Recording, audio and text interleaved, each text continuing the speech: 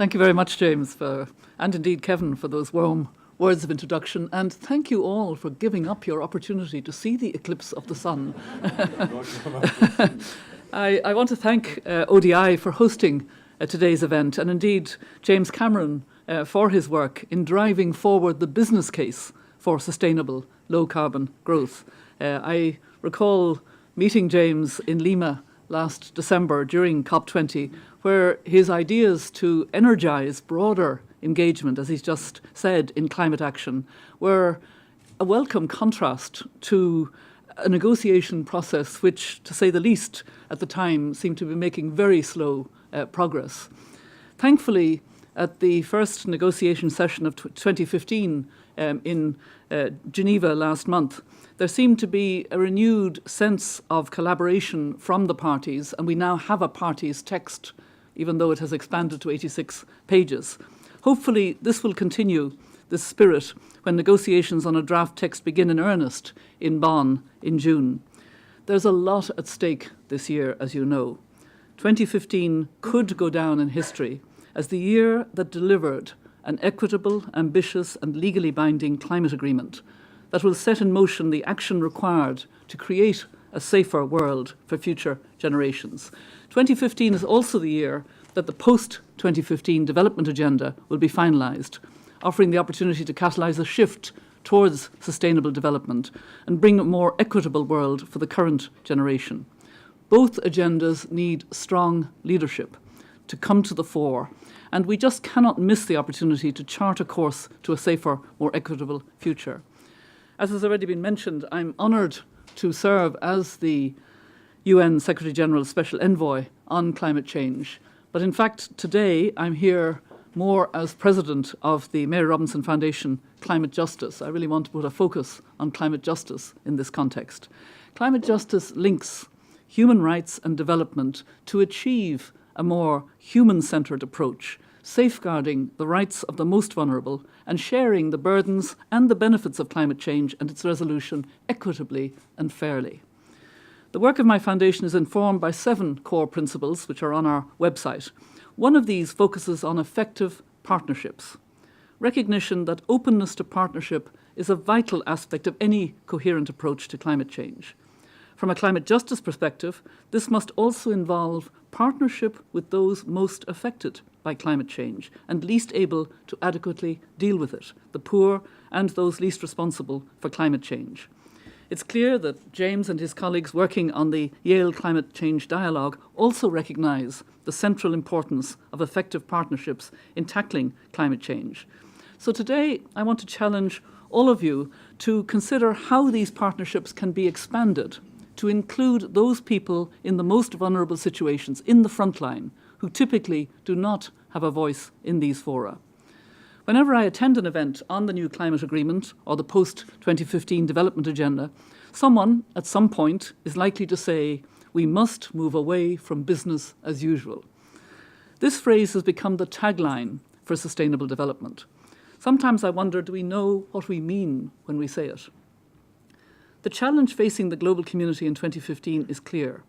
We must stabilise the global climate, we must end poverty and create a world where all people can live healthy, prosperous and sustainable lives underpinned by dignity.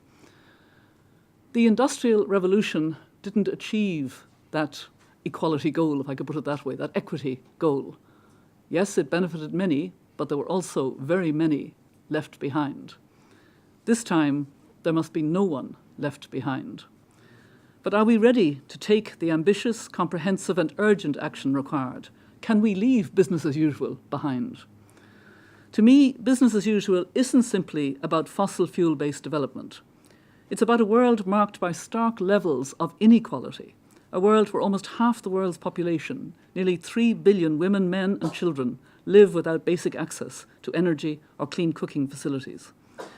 In moving away from business as usual, we have an opportunity to eradicate extreme poverty, to ensure access to clean energy for all, and to achieve equitable access to sustainable development.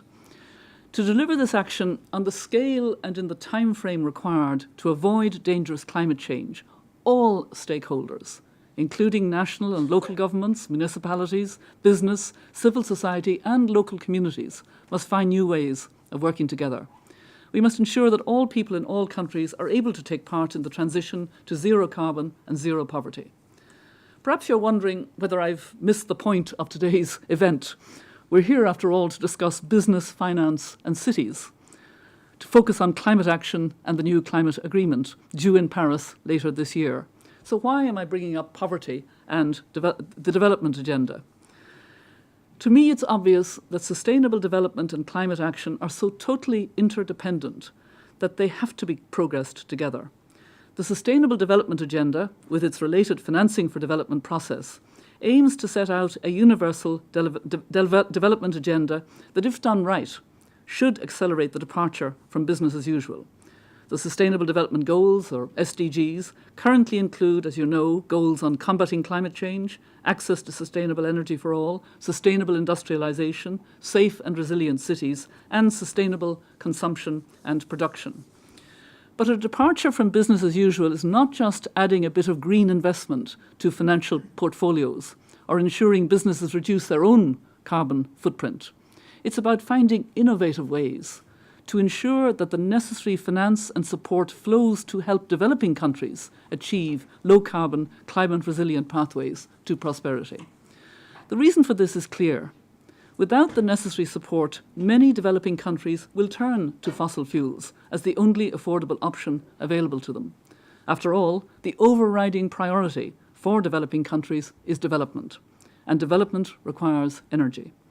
If investment and support doesn't flow, we risk creating a two-tier world, characterized by affordable, sustainable and clean energy on one side and expensive, carbon-based and dirty energy on the other. This will inevitably lead to greater inequality, deplete the remaining carbon budget and render the transition ineffective for all. Just across the Thames from us today is the City of London, the home of financial services. In the coming months and years, conversations like the one we're having here today must fundamentally influence how business is conducted in financial hubs like the City of London, in order to bring about the deep structural transformation called for in the New Climate Economy report. As the New Climate Economy points out, given that the infrastructure requirements under business as usual amount to some 70 trillion US dollars over the next 15 years, the additional investment in infrastructure needed to make the transition to a low-carbon economy, roughly 270 billion per year, is actually quite modest. But only a true departure from business as usual will ensure that future investment enables a transition in all countries, not just developed countries. I'm actually very pleased to see the priority given to climate finance by the French presidency for this year's COP in Paris. Those of you who are gathered here today and also tuning in from around the world have a valuable role to play in progressing the understanding of the significant role of the private sector in the climate finance landscape. Mobilizing the investment required to stabilize the climate is beyond the capacity of public finance alone, way beyond the capacity. Private finance is essential. Effective and fair deployment of both public and private finance will bring affordable solutions into reach, and a transparent approach to climate finance can be a transformative breakthrough on the road to Paris. As you know, the Financing for Development meeting will take place in Addis Ababa in July, and it will go a long way to determining the success of the post-2015 development agenda and the climate agreement. The Addis meeting offers the opportunity to lay the foundation for an international development financing landscape that can complement a transition from business as usual. This can begin with innovative, people-centred, transparent and country-led public-private partnerships that enable all countries to meet their development priorities without undermining progress towards a zero-carbon future. Of course, the impacts of climate change are already being felt more and more. As global temperatures increase, so too does the need for and the cost of adaptation. The UN Environmental Programme UNEP report estimates that the global cost for adaptation in developing countries will rise to as much as 300 billion a year by 2050. Cities are the engines of development and economic growth. However, many cities throughout the world are also on the front lines of climate change, located in low-lying coastal areas that are vulnerable to rising sea levels and increasingly severe tropical storms. Climate impacts on cities, therefore, pose a double threat to cities. Firstly, there are the immediate risks to health and livelihoods in the aftermath of a storm or flood.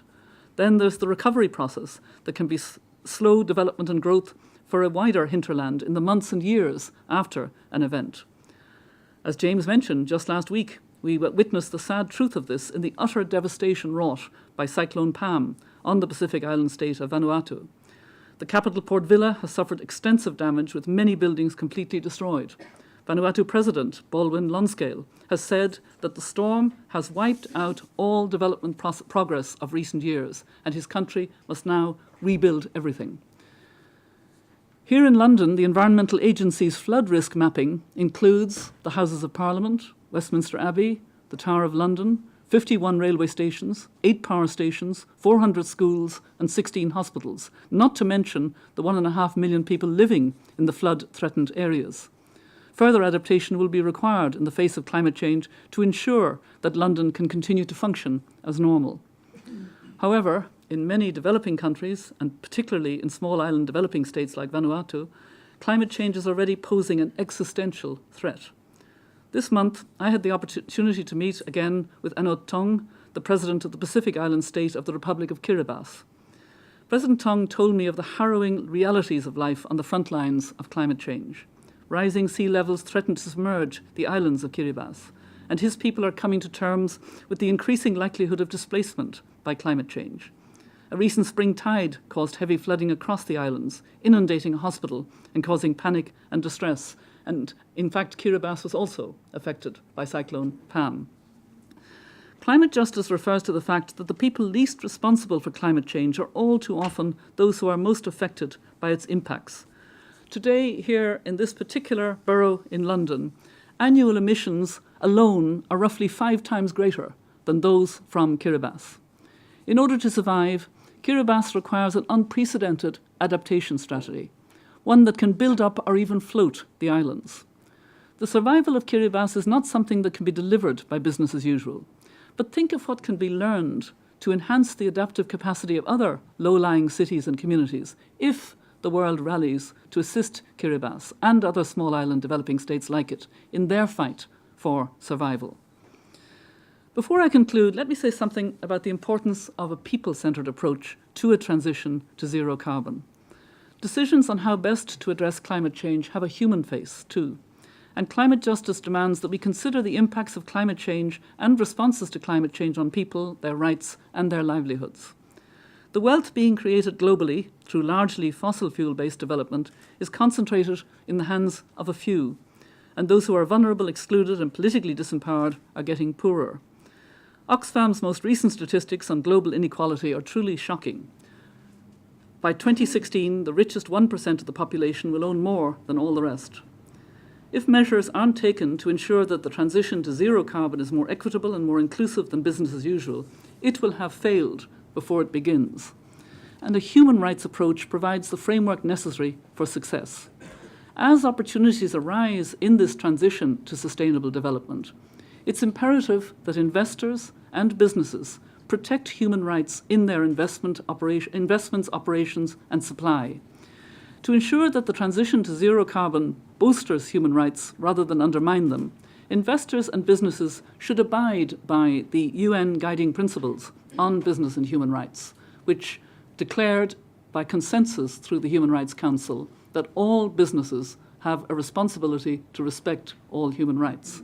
And they should also abide by the UN principles of responsible investment.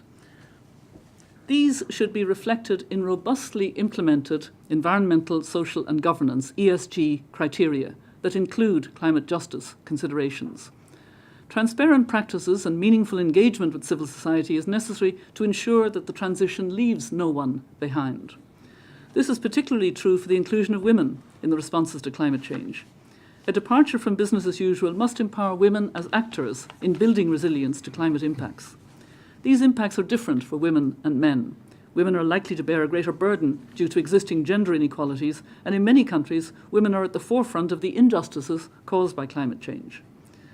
Perhaps more than any other problem humanity has faced, climate change confronts us with the reality of our interdependence.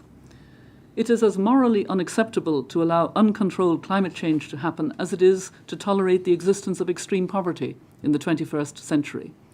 No country alone can protect their citizens from the impacts of climate change. And business as usual will lead us to a world of 4 degrees of warming, a world that we won't be able to adapt to. All actors, national and local governments, municipalities, business, investors, cities, civil society, and local communities must find new ways of working together, motivated by enlightened self-interest and global solidarity for a better future. A zero-carbon, zero-poverty future, defined by a social and international order to which the rights and freedoms set forth in the International Declaration are realised. In a way, we're in a position here in this incredible year of 2015, when I think that words that are often quoted of Seamus Heaney's come somehow into clear relevance. They're words from the cure at Troy. History says, don't hope on this side of the grave, but then, once in a lifetime, the longed-for tidal wave of justice can rise up, and hope and history rhyme. In order to achieve this, we all know that the world must move away from business as usual. So I challenge each of you, each of us, individually and collectively, to foster a generation of business people that kickstart a new way of doing business that is fair, upholds human rights, builds resilience in all societies, and includes all people in the transition to low-carbon development. Thank you.